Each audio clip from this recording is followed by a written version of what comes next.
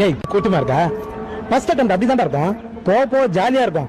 இந்த லோகத்துல நம்ம யாரையும் நம்ப கூடாது மாப்பிள. டேய் யாரோல தான்டா பிச்சை எடுத்துக்கறான். வேணா அந்த 10 சொக்காரங்கிட்ட கேட்டு. டேய் ஒருவேளை இந்த வீடியோ ஃபுல்லாக பார்க்குறீங்கன்னா உங்களோட 200 ருபீஸ் சேவ் ஆகிறதுக்குன்னு நான் கேரண்டி.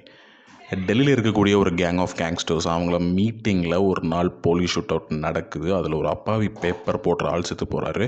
அந்த ஆளோட பையனை யூஸ் பண்ணி ஹீரோ அந்த ஷூட் அவுட்லேருந்து தப்பிச்சு போகிறாரு. அதுக்கப்புறம் அவனுக்கு ஏதோ நல்லது பண்ணுற மாதிரி உனக்கு என்ன வேணும்னு சொல்லி செஞ்சு தரேன்னு சொல்லி கேட்குறாரு. அந்த பையன் என் தங்கச்சி அந்த கலவரத்தில் காணோம், அவளை கண்டுபிடிச்சி கொடுங்கன்னு கேட்குறான்.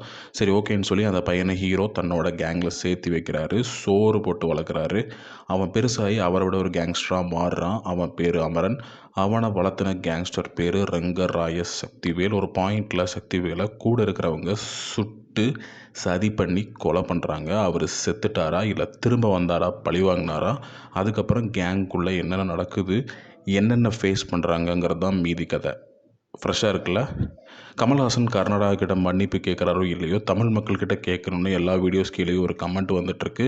என்னடா இவ்வளோ கொடூரமாக இருக்குது படம்னு பார்க்க போனேன். ஏன்னா ஒரு படத்தை பார்க்காம அதை ரிவ்யூ பண்ணக்கூடாதுல்ல. அதனால் கொஞ்சம் லேட் ஆனாலும் படத்தை போய் பார்க்க உட்காந்தேன். ஆஸ் யூஷுவல் ஃபஸ்ட் ஒரு 10 நிமிஷம் எனக்கு பிடிச்சிருந்தது. கதையோட ஸ்டார்டிங் பாயிண்ட் நல்லா தான் எடுத்திருந்தாங்க. ஆனால் போக போக இதை எப்படி சொல்லலான்னா, ஒரு ஃபேமஸ் கேம் இருக்குது. எல்லோரும் கேங்கை சுற்றி உட்காந்து நீ ஒரு லைன் சொல்லு, நான் அடுத்த லைன் சொல்கிறேன்னு சொல்லி ஒரு ஸ்டோரி ஃபார்ம் பண்ணுவாங்க. அதாவது இன்ஸ்டண்ட்டாக உட்காந்து ஒரு ஸ்டோரி ஒன்று ரெடி பண்ணுறது தான் கேமு. யூஸ்வலி அசிஸ்டன்ட் டைரக்டர்ஸ் பண்ணுவாங்க.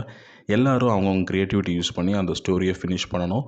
இந்த படத்தோட கதையை அப்படி உட்காந்து ஒரு 10 அசிஸ்டன்ட் டைரக்டர்ஸ் கிட்ட கொடுத்துருந்தா சும்மா அல்வா மாதிரி ஒரு ஸ்க்ரீன் ப்ளே பண்ணியிருப்பாங்க. ஆனால் மணிரத்னம், கமல்ஹாசன் 2 பேரும் சேர்ந்து ஏதோ ஹாலிவுட் ரேஞ்சுக்கு யோசிக்கிறேன்னு சொல்லி ஒரு கருமத்தை கிண்டி வச்சுருக்காங்க.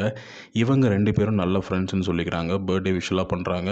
ஆனால் எனக்கு சத்தியமாக தோணல இவங்க ஃப்ரெண்ட்ஸ்னு. ஏன்னா 2 பேர் கதை பண்ணும்போது யாராச்சும் ஒருத்தன் சொல்லணும்ல, இது நல்லா இல்லைங்க, இது பழசாக இருக்குங்க, இது வேணாம், வேறு மாதிரி யோசிக்கலான்னு. அது எதுவுமே நடக்கலைன்னு படத்தில் தெரியுது. இவர் ஏதோ ஒன்று சொல்ல, ஓகே இதுவே பண்ணலான்னு டிசைட் பண்ணி எடுத்த மாதிரி இருக்குது. பென் அண்ட் பேப்பர்லாம் யூஸ் பண்ணாங்கன்னு கூட தெரில. ஸ்பாட்டில் போய் உட்காந்து டயலாக்ஸ் எழுதி படத்தை முடிக்கணுமேன்னு முடித்த மாதிரி இருக்குது. கமல்ஹாசன் அவரோட ஆக்டிங் நல்லா தான் பண்ணியிருக்காரு. ஆனால் ஸ்க்ரீன் ப்ளே சைடில் கோட்டை விட்டார். ஏதாச்சும் ஒன்று பண்ணியிருந்திருக்கலாம். ஒரு வயசான கேரக்டராக நடிச்சிருக்காரா இல்லை உண்மையாகவே அவரோட ஏஜ்னால் தோணுச்சான்னு தெரில. உண்மை தான், அவருக்கு வயசாகிடுச்சு. அது எல்லா டைலாக்ஸ் பேசும்போதும் ஆக்ஷன்ஸ்லேயும் தெரியுது. இதை எதுக்கு சொல்கிறேன்னா, டான்ஸ் ஆடுறப்ப கூட ஒரு ஏஜ்டு ஆள் ஆடின மாதிரி இருந்துச்சு. ஆனால் அவர் இதை விட ஸ்பீடாக ஆடக்கூடிய ஆள் தான். அகெயின் அவர் ஒரு கம்பேக் கொடுக்குறாரு படத்தில். அப்போ அவரோட வேகமும் ஆக்ஷன்ஸும் வேறு மாதிரி இருக்குது. ஸோ எனக்கு தெரிஞ்ச உண்மையாகவே ஒரு வயசான ஆளாக தான் நடிச்சிருக்காரு போல். பட் எப்படி இருந்தாலும் எதுவுமே செட் ஆகலை. கேங்ஸ்டர்னு சொல்கிறாரே தவிர அதுக்கு மீனிங்ஃபுல்லாக எதுவுமே பண்ண மாதிரி தெரில. ஃபிசிக்கலி எதுவும் பண்ண மாட்டேங்கிறாரு. மென்டலி மூளை யூஸ் பண்ணி எதுவும் பண்ண மாட்டேங்கிறாரு. படத்தில் ஓப்பனிங் சீனே கொஞ்சம் கோளாறாக தான் இருந்துச்சு. ஒருத்தன் ஒரு பொண்ணை ஏமாற்றி ப்ரெக்னென்ட் ஆக்கிடுவான். அவன் போதையாக இருக்கும்போது இந்த புள்ள போய் நான் ப்ரெக்னென்ட்டு சொல்கிறான். அவனும் ஐ டோன்ட் கேர்னு சொல்லி கிளம்புறான். அந்த புள்ள லூஸ்தனமாக போய் சூசைட் பண்ணிக்குது. அதுக்கு பதிலாக இவனை கிட்னாப் பண்ணி கொள்கிறாங்க. அவன் பண்ணது தப்பு தான், இல்லைன்னு சொல்ல. ஆனால் எந்த வித எஃபோர்ட்டும் எடுக்காமல், அவனை கன்வின்ஸ் பண்ணாமல், சண்டை போடாமல், போதையில் இருக்கும்போது ஒரு இம்பார்ட்டன்ட் மேட்ரு சொல்லி அது அவன் டோன்ட் கேர்னு சொல்லி அதில் டிப்ரெஸ்ட் ஆகி ஒரு பொண்ணு சூசைட் பண்ணிக்கிச்சு. அதுக்கு இவனை தூக்கிட்டு வந்து கொள்கிறாங்க. ஆனால் கொள்றதுக்கு முன்னாடி தான் தெரியுது அவன் வேற என்னமோ தப்பு பண்ணியிருக்கான்னு.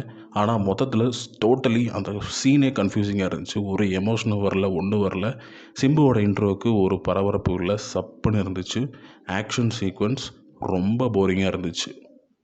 கமல்ஹாசன் த்ரிஷாவோட காம்போ நாராசமாக இருந்துச்சு. உண்மையாகவே இது நிறைய பேருக்கு ஃபீல் ஆச்சுன்னு கேள்விப்பட்டேன். பொண்டாட்டியை லவ் பண்ணுறாரு, அதே டைமில் சொந்த பொண்ணை விட ஒரு 10 வயசு ஜாஸ்தியான ஒரு பொண்ணு கூட ஜல்சா பண்ணுறாரு. சரி பண்ணிட்டு போட்டோம். ஆனால் அதை ஸ்க்ரீனில் வேறு காமிக்கிறாங்க. உண்மையை சொல்கிறேன், ரொம்ப ஆக்வர்டாக இருந்துச்சு அந்த சீன்ஸ். அது என்ன ரீசன்லாம் எனக்கு தெரில. அது அந்த சக்திவேலுங்கிற கேரக்டரோட மொத்த டிக்னிட்டியும் குறைக்குது. இவன்லாம் ஒரு ஆளா, இவன்லாம் ஒரு கேங்ஸ்டரா, இவனுக்கு எதுக்கு இந்த வேலைன்னு தோணுது. ஏன்னா கேங்ஸ்டராக யூஸ்ஃபுல்லாக எதுவும் பண்ணல. அதுக்கு மேலே இது வேறு. படம் ஃபுல்லாக ஒரு 4 பேருக்கு நல்லது பண்ணாட்டி பரவாயில்ல, யாருக்குமே 10 பைசாவுக்கு பிரயோஜனம் பண்ணுற மாதிரி எதுவுமே பண்ணல இந்த படத்தோட ஹீரோ. ஆனால் செம ஜாலியாக இருக்கார். அபிராமி கூட லிப் கிஸ்ஸு, த்ரிஷா கூட ஜல்சான்னு சக்திவேல் லைஃபை என்ஜாய் பண்ணிகிட்டு இருந்திருக்காரு.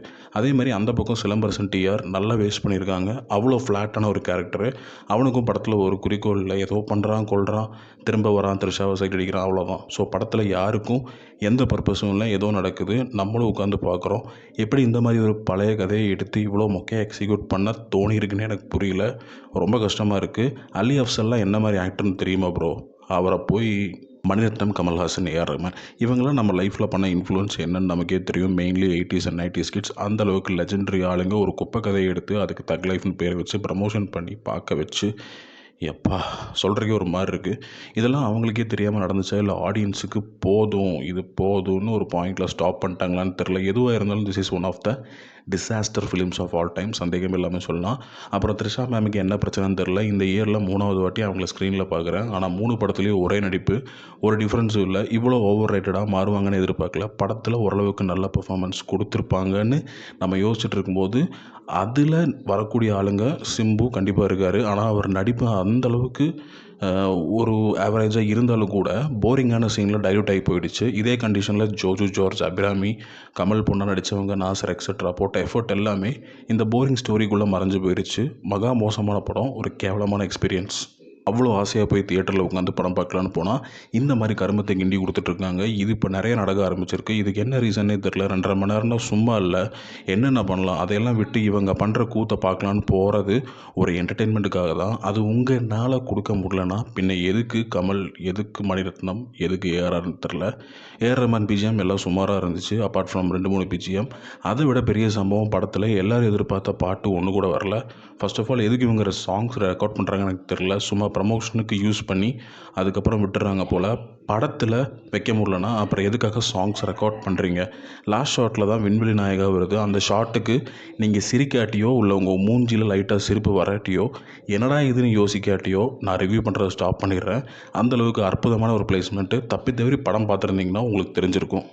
உங்களால் ஒரு நல்ல ஸ்க்ரீன் ப்ளே எழுத முடியாட்டி யங் டேலண்ட்ஸ் கிட்ட கொண்டு போய் கொடுங்க, சஜஷன்ஸ் கேளுங்க. எல்லா டேரக்டர்ஸுமே அசிஸ்டன்ட் டேரக்டர்ஸ் கிட்ட ஒரு சஜஷன்ஸ் கேட்பாங்க, ஸ்டோரி டிஸ்கஷன் நடக்கும்னு கேள்விப்பட்டிருக்கேன். ஆனால் மணிரத்னம் ஆஃபீஸில் எதுவுமே நடக்காது போல். இவர் சஜஷன்ஸ் கேட்டிருக்காரா இல்லை கேட்டதுக்கு இவங்க எல்லாரும் நல்லா இருக்குன்னு சொல்லி அப்ரூவ் பண்ணியிருக்காங்களான்னு தெரில. ஒரு வேளை அப்ரூவ் பண்ணியிருந்தால் மணிரத்னம் கேங்கில் இருந்து வர அசிஸ்டன்ட் டேரக்டர்ஸ் ரொம்ப கஷ்டப்பட போகிறாங்க. ஒரு நல்ல ஸ்டோரியை கொடுக்குறதுக்கு அவன் செத்து பொழைச்சிட்ருக்கான். நீங்கள் ஒரு சப்ப கதையை கொண்டு வந்து எடுத்து ஆடியன்ஸை ஏமாற்றிட்டு இருக்கீங்க. ஒன்று நீங்கள் மாறுங்க, இல்லாட்டி சின்ன பசங்களுக்கு வழி விடுங்க, அவ்வளோதான் விஷயம். பிகாஸ் உங்களுக்கு பிடிச்ச ஸ்டோரிஸை பார்க்குறக்கு நாங்கள் இங்கே வரல, எங்களுக்கு பிடிச்சதை பார்க்க தான் வரோம். அது உண்மையாக இனியும் ரியலைஸ் பண்ணாட்டி எவ்வளோ பெரிய லெஜண்ட்ஸாக இருந்தாலும் அவங்க கரியரில் அடி விழுகும். ஒன்றும் வேணாங்க, ஜோர்ஜ் கிட்ட ஒரு 1 hour ஸ்டோரி டிஸ்கஷன் பண்ணியிருந்தீங்கன்னா அவர் சொல்லியிருப்பார் நறுக்குன்னு 4 சீன்ஸ். அண்ட் எனக்கு படத்துலேயே ரொம்ப பிடிச்ச பெர்ஃபார்மன்ஸ் அசோக் செல்வனோட தான். Super character. ஆனால் அதையும் கொஞ்சம் நல்லா பண்ணியிருக்கலாம். ஐஸ்வர்யா லக்ஷ்மி டீசெண்டான பெர்ஃபார்மன்ஸ் கொடுத்துருக்காங்க. எந்த படத்துக்கு இப்படி சொல்ல மாட்டேன், பட் இதுக்கு சொல்கிறேன், போய் தியேட்டரில் பார்க்காதீங்க. ரொம்ப பேட் எக்ஸ்பீரியன்ஸோட வெளியே வருவீங்க. ஓடிடியில் வந்தால் ஃப்ரீயாக பாருங்கள். ஏன்னா இது நம்ம பணம், அதை இந்த மாதிரி ஸ்கேமில் போட்டு இழந்துடாதீங்க. நன்றி. லாக்டவுன் குத்தாஸ். த்ரிஷா